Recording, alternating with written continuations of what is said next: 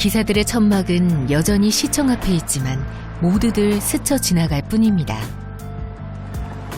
택시 노동조합이 워낙 힘이 열악하다 보니까 대개 택시 노동자들이 파업을 결의하면 택시 요금이 인상되는 선에서 마무리되거든요.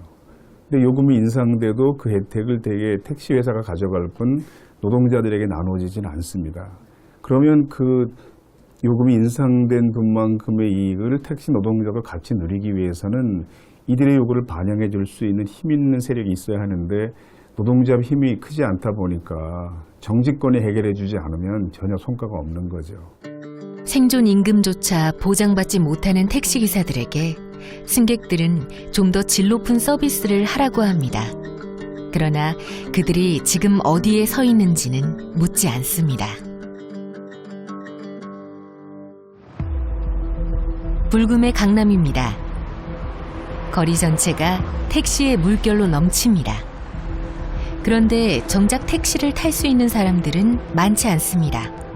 얼마나 기다릴 생각이 있어요? 30분. 30분? 네. 그럼 앞으로 30분 동안 택시 안 오면 어떻게 하시게요? 기다려야죠.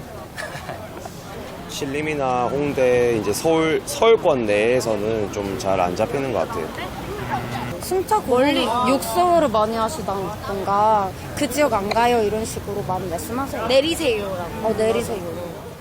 너무 많아서 문제라는 택시, 어찌된 일일까요? 자, 성남 가요, 광주. 택시가 넘치는 대한민국이지만 늦은 밤이나 출근 시간이 되면 택시 잡기가 힘듭니다. 이른 아침과 늦은 밤에 택시가 부족한 이유는 그 시간 운행하는 개인 택시가 현격히 줄어들기 때문입니다. 개인 택시는 고령의 개인 운전자들이 야간 운전을 힘들어해서 운전자의 24% 정도만 야간 운행을 합니다. 여영 씨와 미소 씨, 두 사람은 유튜버입니다. 한국 사회의 여러 이슈를 솔직하게 나누는 채널로 유명해졌죠.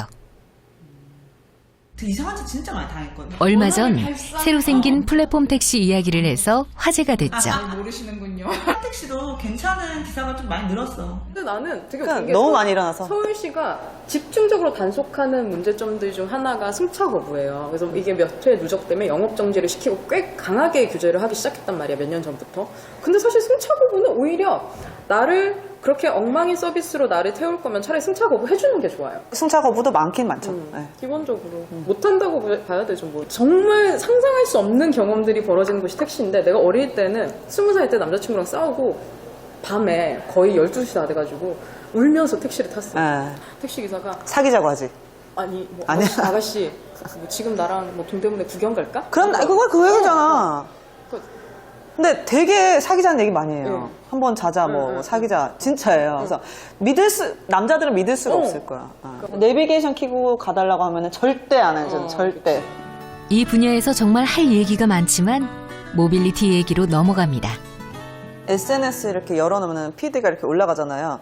거의 한 10개 중에 5-6개가 타였고, 그리고 제가 타다를 탔다가 불쾌한 경험을 한번 올렸더니 막 제가 엄청 욕먹었어요. 그래서 보면서 아 핫하긴 핫하구나 싶더라고요. 대중의 지지를 많이 받고 있었지. 모범 택시를 안 타는 사람도 왜 일단은 타는 거냐. 모범 택시는 죽어도 안 타는데 일단은 이렇게 좋아하고 선호하는 게 좀 신기하긴 했어. 일단 가격이 접근 가능한 가격이잖아. 모범 택시는 약간 그래서 짜장면이 10,000원이면은 소고기 들어간 짜장면을 먹을 수가 있는데 20,000원이면 안 먹거든요. 그 20,000원이 관심 없어요, 그거는. 그러니까 모범 택시는 아예 안 타는 거고, 정상적인 무난한 정상적인 대단한 걸 해달라는 게 아니라 그런 서비스에 대한 개념 탑재 그게 좀 필요한 것 같아요. 어떤 게 진짜 좋은 서비스를 제공하는 건지 몰라서 못한다고 생각하거든요. 기사들에 대한 재교육이 끊임없이 좀 투입이 되어야 된다. 오늘은 여기까지입니다.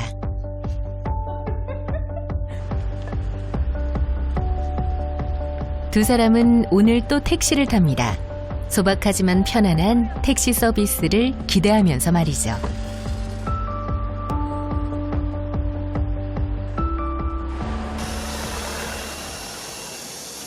최근 서울과 경기도에는 새로운 운송 서비스가 생겼습니다. 이 앱을 통해 11인승 승합차와 기사를 부를 수 있습니다. 예전에 없던 이런 교통 서비스를 모빌리티라고 부릅니다. 모빌리티, 버스나 택시, 자동차 같은 교통수단에 IT 기술을 결합한 새로운 교통 플랫폼을 일컫는 말입니다.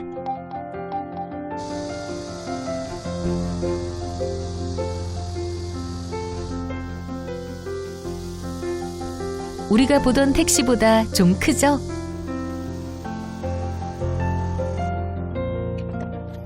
찬영 씨는 T-모빌리티의 운전자입니다.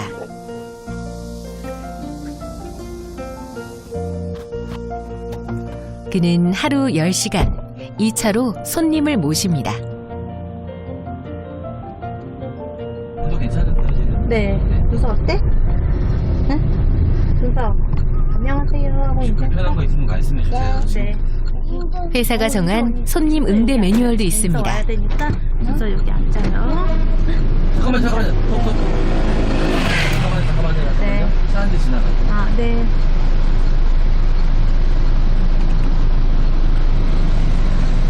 네, 내리시면 돼요. 아, 네, 감사합니다. 저녁 시간엔 아이를 픽업하는 손님들이 많습니다. 하이, 암정입니다. 여기 앉아요. 그래, 거기 앉아있어. 엄마 온다. 엄마 오신다. 택시는 아니지만 목적지까지 모셔다 드립니다.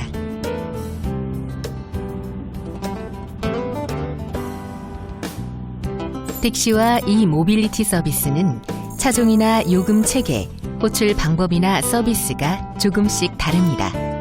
기본 요금이나 할증 방법도 정부가 아닌 모빌리티 회사가 정했습니다.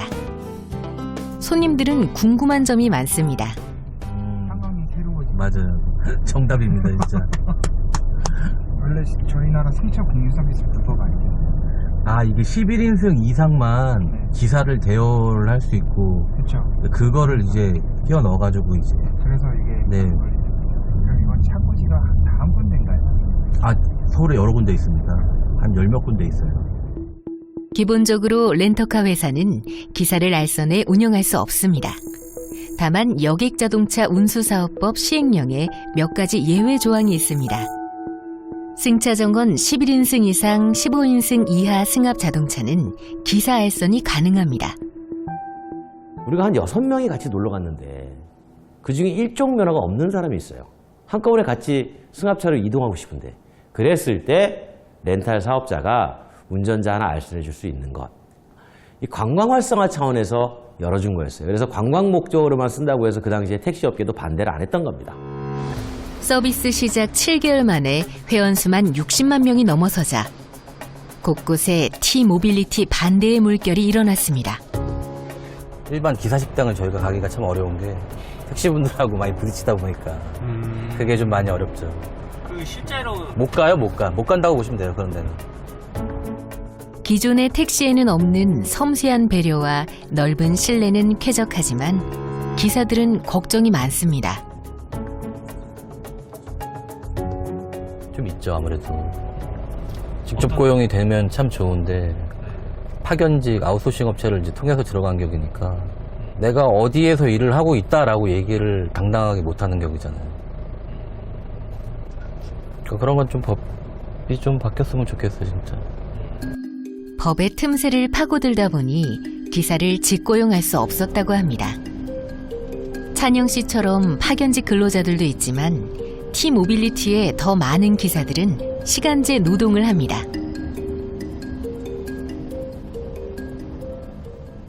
일하는 내용은 사실 노동자 거의 차이가 없는데 그 계약 형식상 노동자가 인정받지 못하고 있는 거거든요.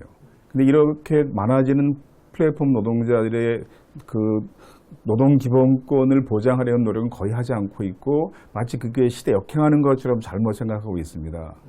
복지라든가 퇴직금이라든가 이런 노동 조건에 들어가는 비용을 당연히 이윤을 가져가는 기업이 담당해야 하는데 그 노동자들을 개인 사업자로 분류하면 결국 그 비용을 주민의 세금으로 담당하게 된다.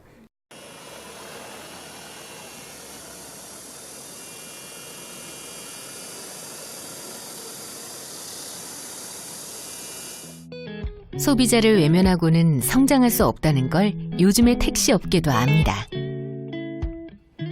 이 회사는 플랫폼 기업과 손잡고 브랜드 택시를 운영 중입니다. 기존 택시와는 차별화된 혁신안을 내놓은 거죠. 안녕하세요. 좋아요. 자, 어제 뭐 과음 문제 안 왔고요? 예. 네, 그럼 한번 풀어보시고. 네. 세게 힘을 주세요. 네. 자, 이상 없습니다. 예. 부는 게 지금 어떤 건가요? 이거 부는 거는 그 음주 측정하는 거거든요. 이제 일 나가기 전에 혹시라도 뭐 전날 과음했거나 그러면은 이제 음주 알코올 수치가 이제 걸릴 수가 있으니까. 이 젊은 분은 택시 기사입니다.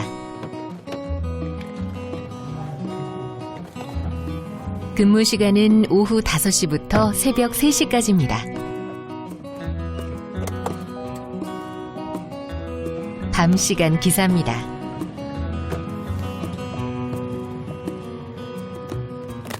저는 28살이고요. 그리고 김동현이라고 합니다. 플랫폼 택시를 하고 싶어서 도전하고 이제 3개월 차 접어들고 있습니다. 이거는 택시를 이용하는 그런 형태이기 때문에 기존의 택시의 차량과 그 다음에 택시 면허를 가진 드라이버가 여객 서비스를 한다고 보시면 되겠습니다. 20에서 30대가 전체의 한 30%를 차지할 정도로 지금 젊은 층의 사람들도 많이 유입이 되고 있습니다. 기존 경로로 기사님이 너무 젊으시네. 너무 젊으시네. 많이들 놀래하십니다. 이 택시에선 기사가 콜을 승인하기 전에는 승객의 목적지를 알 수 없습니다. 승차 거부는 원천 봉쇄되는 시스템이죠. 불금의 강남역에서 불러도 이 택시는 옵니다. 어때요? 사람이 많이 타요? 대체적으로 지금 강남이나 을지로 이런 데서 좀 많이 타시는 편입니다. 저희가 또 강제로 콜을 배차해주는 시스템이라고 거기에선 좀 많이 이용하시는 것 같아요. 콜이 들어오고 금세 배차가 되었습니다. 거부할 이유가 없기 때문에 당연히 모시러 가고 있습니다. 거부할 이유가 없다는 게 어떤 뜻일까요? 저희가 산업금이 뭐 정해진 것이 아니기 때문에 월급제로 근무하고 있는 기사들이잖아요. 그렇기 때문에 저희가 뭐 어떤 손님이든 모신다고 해서 뭐 저희가 손해를 보고 이런 게 아니기 때문에. 월급제 기사의 강제 배차 택시라고 해서 모든 것이 혁신적으로 변한 것은 아닙니다. 사람이 타고 사람이 모는 택시인 만큼 쉽게 변하지 않는 것도 많습니다. 빨리빨리 가달라고 하고 막 신호위반이라든지 이런 교통법규를 위반해달라고 요구하는 게 너무 당연하다는 듯이 그런 요구를 하시는 순간들이 왔을 때 그때가 좀 제일 힘든 것 같습니다. 근데 내리면서 막 덕분에 너무 편안하게 잘 왔어요. 막 너무 감사합니다. 이렇게 얘기해 주시는 분들 있어요. 그럴 때 정말 행복하고 기분 좋습니다. 이 플랫폼 택시는 콜택시입니다. 3,000원의 콜비가 있죠. 혼자 만약에 탄다고 하면 안 탈 것 같아요. 어플 안에 있잖아요. 1,000원 네. 추가되면 뭐 한다고. 네. 그것도 안 타는데. 3,000원만 추가해도 우리가 집에 갈 수 있도록 택시를 바로 배차해주네 라는 생각 때문에 굉장히 좋다고 하시고요. 근데 왜 당연히 승차 거부 안 하는 게 맞는 거 아니야? 근데 왜 3,000원을 더 받아? 라고 이렇게 반응하시는 분들도 있습니다. 강제 배차 시스템이 얼마나 매출에 기여할지는 미지수입니다. 검증되지 않은, 현재로서 누구도 해보지 않은 그런 형태예요. 그래서 과연 우리가 그만큼의 급여를 줄 수 있는 매출을 올릴 수 있을 것인가. 그 매출이 올려질 수 없다면 이 월급제라고 하는 거는 사실상 사업자 입장에서는 적자를 감수하고 가야 된다라고 하는 거거든요. 그래서 그거에 대한 상호 간에 이제 확신이 없다. 현재로서는 그렇게 보시면 되겠습니다. 조심스러우신 거죠. 택시와 모빌리티가 만나서 만든 월급제 택시. 그 모델은 이제 막 출발했습니다.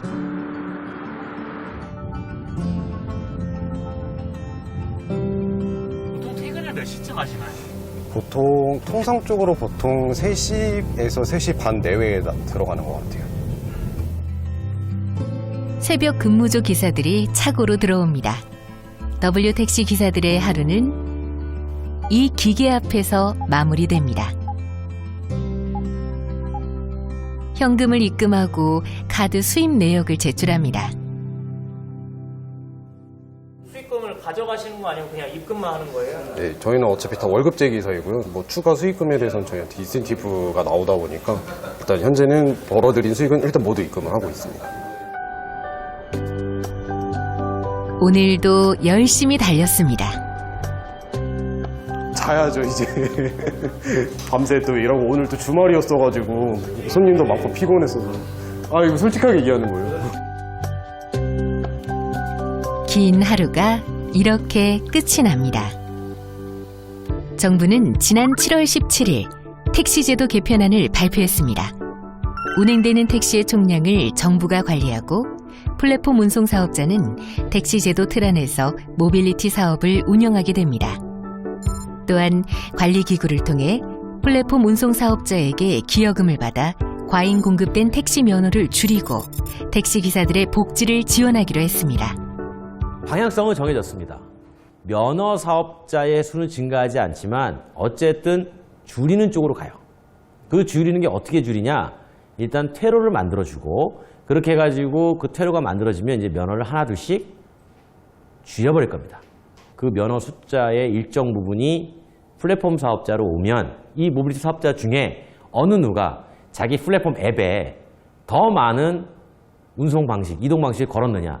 뭐 킥보드도 걸고 전동 자전거도 걸고 다 걸어놓는 사람이 그 이동 시장을 다 장악하게 되는 거예요. 지금 그 길을 바라보고 가고 있는 겁니다. 문 기사님은 오늘 아침에도 집을 나섰습니다. 경산의 여름은 끝나지 않았습니다. 새로운 택시는 이제 겨우 문턱을 넘었습니다. 머지않아 우리의 모든 이동 경로가 데이터가 되고 그것을 기반으로 새로운 택시가 달리기 시작할 겁니다. 그때 그 놀라운 신세계는 누구의 것일까요?